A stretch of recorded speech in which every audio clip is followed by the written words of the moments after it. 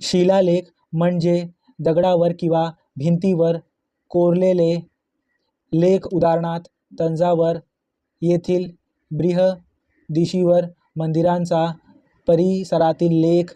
चालुक्य, राष्ट्रकूट, चोल, यादव या राजांच्या काळात कोरलेले अनेक शिलालेख मिळाले आहेत.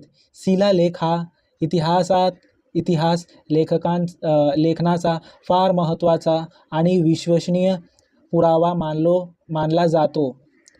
त्यातून भाषा, लिपी, समाज जीवन यासारख्या बाबी समाजाला समजायला मदत होते.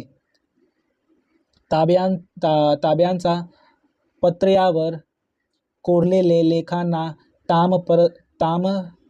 ताम्रपट म्हणतात.